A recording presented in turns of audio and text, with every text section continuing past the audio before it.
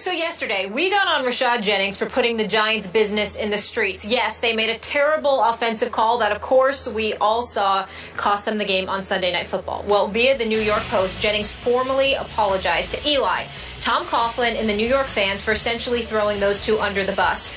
Stephen A., what impact is this apology going to have on the Giants moving forward? Well, I don't know Rashad Jennings personally, so I want to give him a lot of credit for apologizing.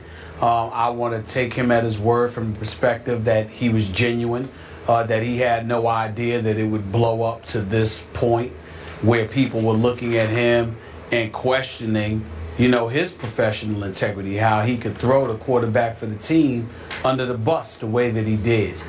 Maybe he didn't surmise that it would elevate to this point. I don't know how that's possible, but it is possible, I guess. And so his willingness to come out and so clearly and emphatically apologize, I think he needs to get a lot of credit for that.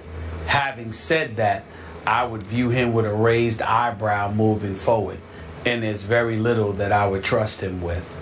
Because if you could take the action of throwing a two-time Super Bowl champion under the bus like that, you know, I don't know if you can be trusted with much. I can trust you to play. Doesn't mean I can't be your teammate or anything like that.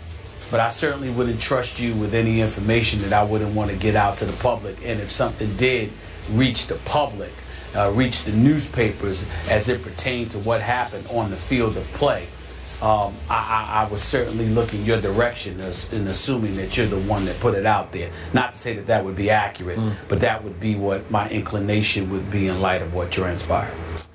I like everything you just said. Obviously coming from a Giants fan, Molly's a Giants fan. I'm not, but I did think it was big of this man to apologize. He's 30 years of age, so he's been around for a while. He knows how the game is played on and off the field. It still doesn't make it right what he did to not only his quarterback, but he put his coach in a tough spot and the offensive coordinator in a tough spot with what he said. So do I think going forward this makes the Giants closer or better? No, I don't. And I'm with you. I would look a little sideways at this man. I'd let him perform on the field, but I wouldn't be so sure about him as my teammate.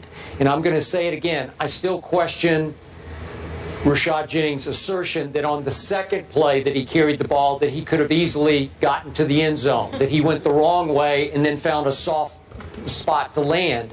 That's not the play I see on tape. Maybe I don't know what I'm talking about, but it looked like the Cowboy defensive line just flat out defeated the Giants' offensive line and that he had nowhere to land except right there.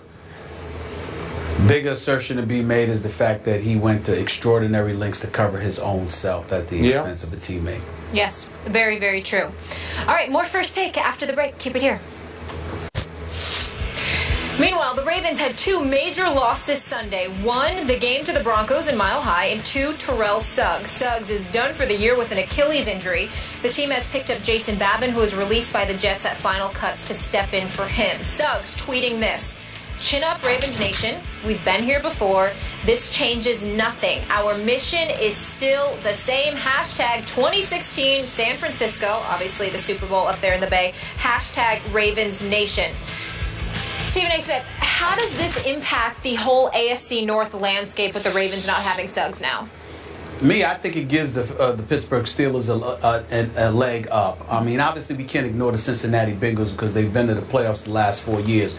But I'm just so down on them as a postseason team. I guess I don't pick them because I'm actually rooting that they don't waste our time by going to the playoffs, so we don't have to watch them lose again and for Marvin Lewis to go 12 years without having won a playoff game, a single playoff game as a head coach. So rather than subject ourselves to that level of ineptitude, I would just sit there and focus on Pittsburgh and Baltimore. And what I would say to you is this: Pittsburgh offense is high-powered.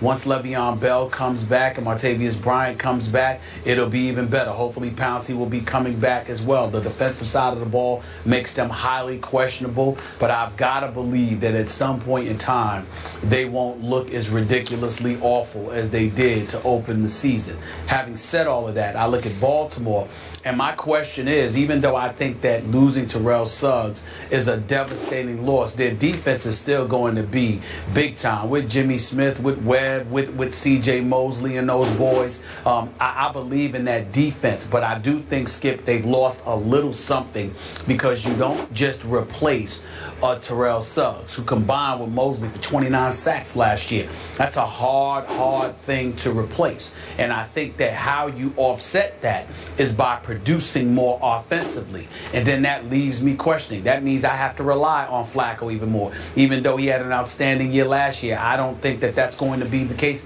this year. Steve Smith is entering his final season. We believe in Steve Smith. We both love him. We think he's a stud. But Torrey Smith is gone. And when I look at what they have in Perriman, we just don't know what he's going to be able to deliver. So all of those things being considered, even though I like Forsett a lot and what he's capable of doing, everybody knows him now. He's not going to surprise anybody. I just think the loss of Suggs from a motivational perspective as well as from a production perspective, you don't just lose him and things remain the same. Even if it's just a little bit, you've lost something. And them with the Steelers was nip and tuck. And when you combine that with the fact that the offense would need to make up for the loss of Suggs, I don't see this offense being able to do it. I'm not saying they're not going to make the playoffs. I'm not saying they're going to fall apart. But I no longer perceive them as my division winners in the AFC North because I think losing Suggs is going to cost you something. I refuse to believe a player of that magnitude being gone means nothing. I hear what you're saying, and yet I still like the Ravens to win this division. I still have Pittsburgh winning a wild card. But listen, I like the heck out of Terrell Suggs, I should say. Yep. I've had many battles with him on this show, but I respect the heck out of him on the football field. Unfortunately, his other Achilles just snapped. He's had two of them now on both sides. That's just freakish, flukish, bad luck.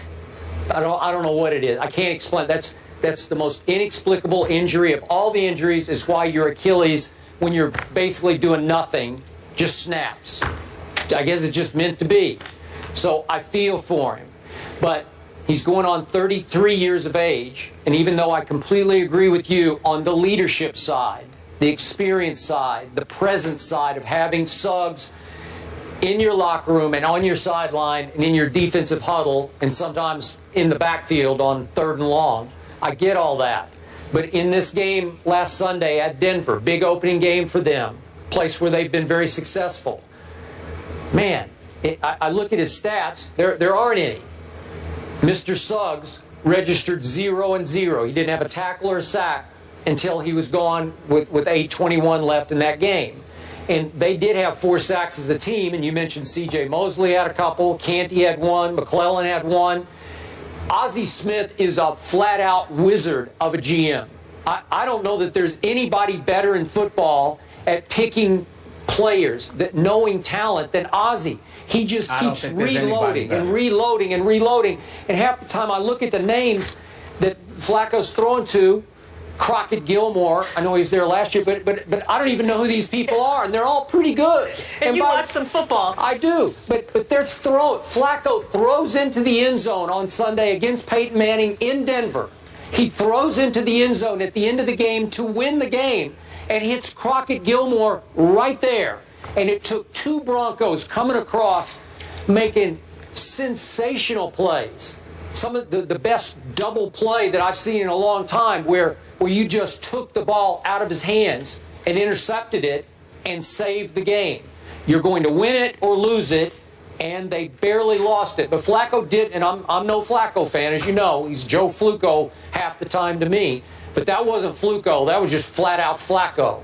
Nice throw, Joe. Could have won the game. Maybe should have won the game. Denver was just a little bit better. So my point is, Suggs' tweet is right. What Molly read, the mission is still the same. I don't think they're going away. Well, the mission is still the same, but let's analyze why. Because of the genius that Ozzie Newsome is when it comes to finding talent. I mean, this kid Jernigan, Brandon Williams, and these boys, you lose Haloti Ngata, and it doesn't seem like you've lost anything.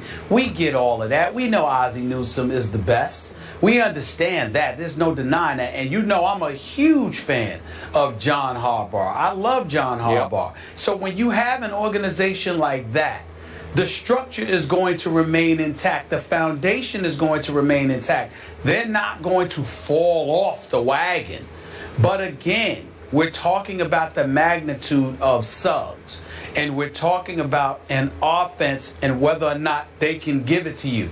There's a reason why there have been many occasions where the Baltimore Ravens did not end up being what we thought they would be. Because even though the talent is there, something is missing at some key pivotal moment. And as a result, it ends up negating their ability to propel themselves. Okay. And I think this is one of those instances where it'll happen. They'll make the playoffs because they're too stout not to.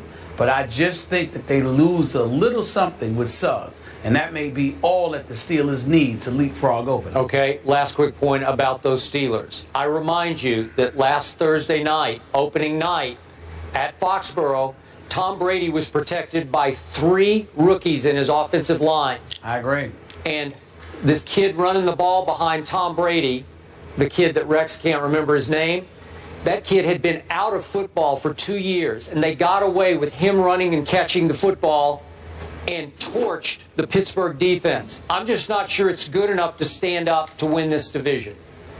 Well, I agree with you. The Steelers' defense is definitely suspect. Shazier and Jarvis Jones definitely need to step up. Timmons needs to get in their head and get them to produce something. Yep. And my God, can I please get some kind of pass rush? Pretty please, with Sugar on top. Can somebody on the Pittsburgh Steelers record some sacks? I mean, good Lord.